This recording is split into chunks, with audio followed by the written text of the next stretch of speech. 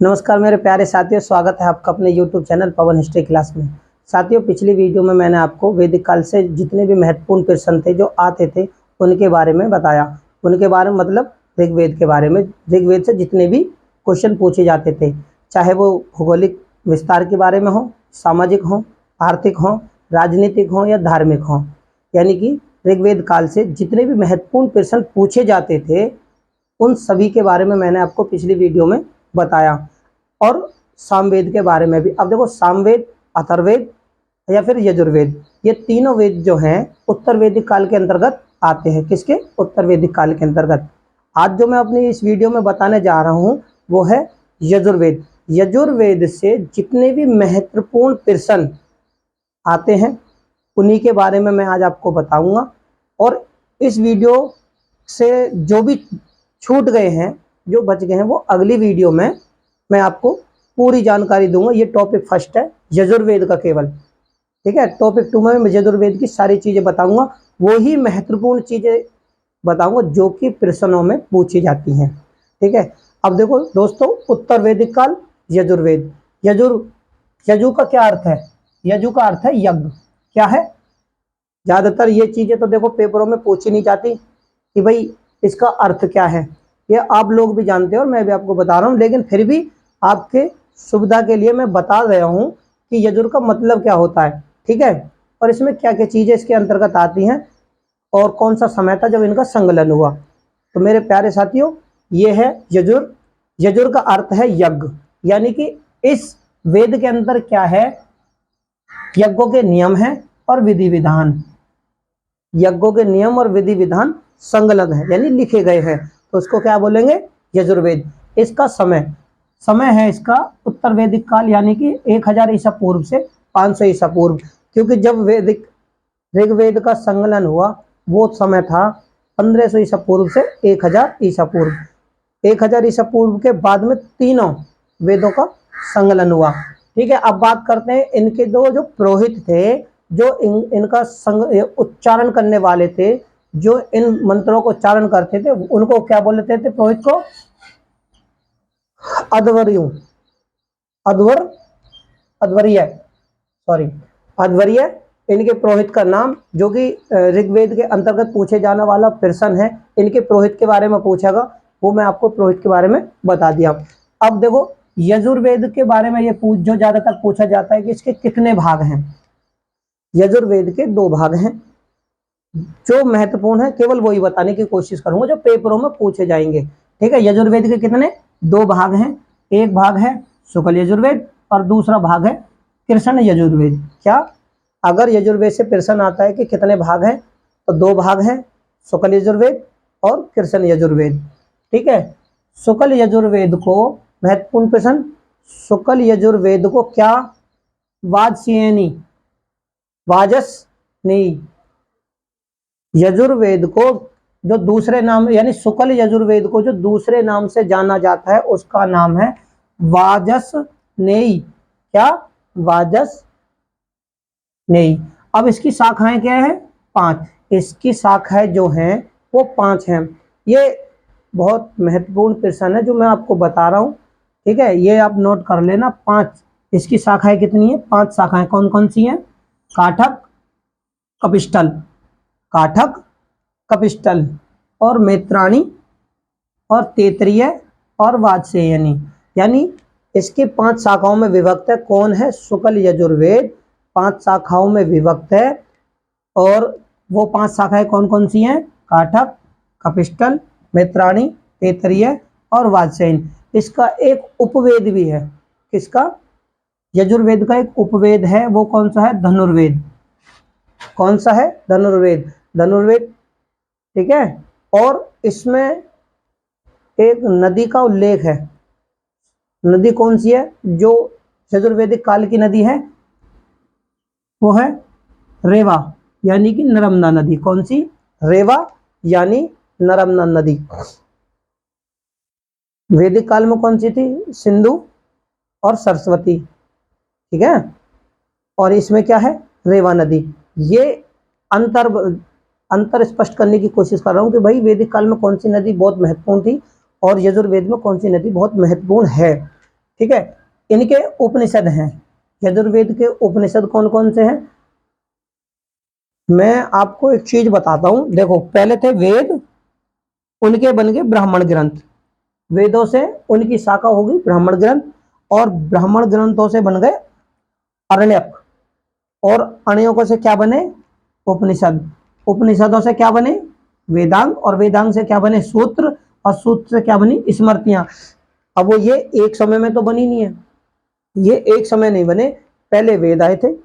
वेदों का जब शाखाओं में इस प्रकार विभक्त हो रही है ना ये, कि भाई इसकी शाखा इतनी है, उसी प्रकार वेदों से ब्राह्मण ग्रंथ निकाले गए, ब्राह्मण ग्रंथों से अरण्यक निकाले गए, और अरण्यकों से फिर उपनिषद, फिर वेदांग, फिर सूत्र, और फिर स्मृतियां। और ये समय एक ही नहीं है, वैदिक काल का समय इतना हो गया, उसके बाद जो आए ब्राह्मण ग्रंथ आ गए, ब्राह्मण ग्रंथों के बाद में फिर अरण्यकों का समय स्टार्ट हो गया, अरण्यकों के समय के बाद उपनिषदों का समय, उपनिषदों के बाद में वेदांगों का, फिर सूत्र, स्मृतियां। स्मृतियां आपको मैं बता दूं कि ये ईसा के बाद, यानी ईसा पूर्व से लेके ईसा के बाद तक क्रम वाइज बनते हुए गए हैं, यानी शाखाओं में विभक्त होते गए हैं। ये गुप्त साम्राज्य, गुप्त सम्राटों के, शासकों के समय तक इनका संकलन हुआ है। तो अब बात करते हैं, देखो उपनिषद। उपनिषद इसके क्या क्या हैं? कंठ, ईशोपनिषद, श्वेताश्वर उपनिषद, ठीक है जी। अब इसका है मित्राणी, क्या है? जो मैंने आपको उपनिषदों के बारे में बताया, कंठ, ईशोपनिषद, श्वेताश्वरोपनिषद, मित्राणी। अब देखो यजुर्वेद जो है, गद्य और पद्य, याद रखने ना, ये इंपॉर्टेंट चीज है कि यजुर्वेद किसमें लिखा गया है? यजुर्वेद गद्य और पद्य दोनों में लिखा हुआ है। अब इसके ब्राह्मण ग्रंथों की बात करूं, अगर इसके ब्राह्मण ग्रंथों की बात करें तो इसके ब्राह्मण ग्रंथ कौन से हैं? शतपथ ब्राह्मण और तैत्तिरीय ब्राह्मण। कौन से? इसके दो ब्राह्मण ग्रंथ हो गए, एक शतपथ ब्राह्मण, एक तैत्तिरीय ब्राह्मण। उसके बाद में शतपथ ब्राह्मण में क्या क्या चीजें पूछी जाती हैं? भाई देखो, शतपथ ब्राह्मण में क्या क्या चीजें पूछी जाती है, वही मैं चीज आपको बता रहा हूँ कि वेद का समय जब निकल गया तो फिर ब्राह्मण ग्रंथों का समय आया, और ब्राह्मण ग्रंथों के बाद फिर अरण्यकों का समय आया, फिर उपनिषदों का, फिर वेदांगों का, फिर सूत्र का, फिर स्मृतियों का। बार बार मैं इसलिए दोहरा रहा हूँ। अब वेदों के बाद में जो चीजें आने हैं, यानी कि जो क्रम वाइज आगे बढ़े, उनके अंतर्गत फिर शतपथ ब्राह्मण आ गए। भाई वेदों से इनके अगली उसमें इनके जो ग्रंथ लिखे गए, वो ब्राह्मण ग्रंथ जो लिखे, वो उसमें शतपथ ब्राह्मण में क्या क्या चीजें आती हैं, ठीक है। शतपथ ब्राह्मण में हमें क्या क्या चीजें मिलती हैं? गांधार, शल्य, केकय्य, कुरु, पांचाल। पांचाल के बाद, पांचाल जो था उसकी राजधानी, क्यों? सबसे विकसित और सबसे समृद्ध जो यजुर्वेदिक काल में राज्य था, जो जनपद था ना, वो पांचाल था, और इसकी राजधानी क्या थी? कंपिल्य। इसकी ये राजधानी थी कंपिल्य। और कौशल और विदेह, ठीक है। इसमें क्या, शतपथ ब्राह्मण में हमें इन जनपदों का नाम मिलता है। किसमें मिलता है? यजुर्वेद का ब्राह्मण ग्रंथ है शतपथ ब्राह्मण, उसमें मिलता है। इन चीजों इनके बारे में प्रश्नों में कभी भी एग्जामिनर घुमा फिरा के पूछ सकता है, भाई हमें गंधार, शल्य, केकय्य, कुरु, पंचाल, ये कौन से ब्राह्मण ग्रंथ या वैदिक ग्रंथ के अंतर्गत मिले हैं? तो आपने या तो शतपथ ब्राह्मण आएगा या यजुर्वेद आएगा, आपको ये चीज याद रखनी है, इसलिए मैं ये चीज आपको बता रहा हूँ। अब इनके क्या है, इनके राजाओं के नाम थे इसमें शतपथ ब्राह्मण में राज्य के साथ साथ इन्हीं राजाओं के नाम। भाई जब राजाओं के नाम आ रहे हैं, भाई राजाओं को अगर शतपथ ब्राह्मण में उल्लेख है तो अब ये भी लगाओ ना, फिर वो राजा भी तो इन्हीं के हुए, तो जनपद भी वही हुए, ठीक है। तो इनमें क्या है, राजाओं का उल्लेख हमें शतपथ ब्राह्मण में मिलता है, कौन कौन से राजाओं का या कौन कौन से जनपद होगा, तो वो मैंने आपको बता दिया, ठीक है।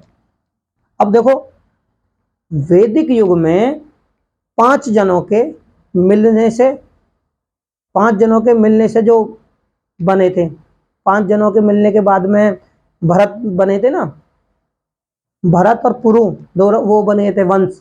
उसी प्रकार अब यजुर्वेद में तुर्वस और कृवि मिलाकर क्या इनके अंतर को भी स्पष्ट कर रहा हूं। वो 5 जनों के तो भरत और वो बने थे पुरु, इसमें क्या है तुर्वस और कृमि मिलकर, तुर्वस और कृमि ने मिलकर क्या बनाया, ये पांचाल कहलाए। तुर्वस और कृमि मिलकर पांचाल कहलाए। ठीक है, याद कर लेना, इंपॉर्टेंट है। अब देखो तेतरीय अण्यक के अनुसार, यानी तेतरीय अण्यक, आरण्यक जो है वो ब्राह्मण ग्रंथों के बाद आया, और इससे हमें क्या क्या चीजें मिलती हैं जो इंपॉर्टेंट चीजें हैं। इससे क्या चीजें हैं, एक तो मैनाक और क्रोच पर्वत का उल्लेख। इसमें जो महत्वपूर्ण है, आरण्यक से, तेतरीय आरण्यक से जो हमें मिला है वो मैनाक और क्रोच पर्वत का उल्लेख मिलता है। ठीक है, और इसमें एक और नदी है सदानीरा, सदानीरा को गंडक का उल्लेख कहां से, यहीं से, यानी यजुर्वेद से हमें सदानीरा, सदानीरा को क्या गंडक नदी भी बोलते हैं, उसका उल्लेख भी हमें यजुर्वेद से ही मिलता है। ठीक है, अब देखो मैंने आपको पिछली यही चीज समझाने की कोशिश करी, पहले वेद, फिर ब्राह्मण ग्रंथ, फिर अण्यक, फिर उपनिषद, फिर वेदांग, सूत्र, स्मृतियां। वेदों से ही इन चीजों की उत्पत्तियां ये होनी स्टार्ट हो गई, यानी क्रमवाइज बनते चले गए। तो मैं आपको जो बिल्कुल महत्वपूर्ण चीजें हैं उन्हीं के बारे में सारी वीडियो को समझा रहा हूं। ठीक है, तो मेरे प्यारे साथियों, अगर आपको मेरी वीडियो अच्छी लगे तो इसे लाइक करें, शेयर करें, कमेंट करें, मेरे चैनल को सब्सक्राइब करें। धन्यवाद।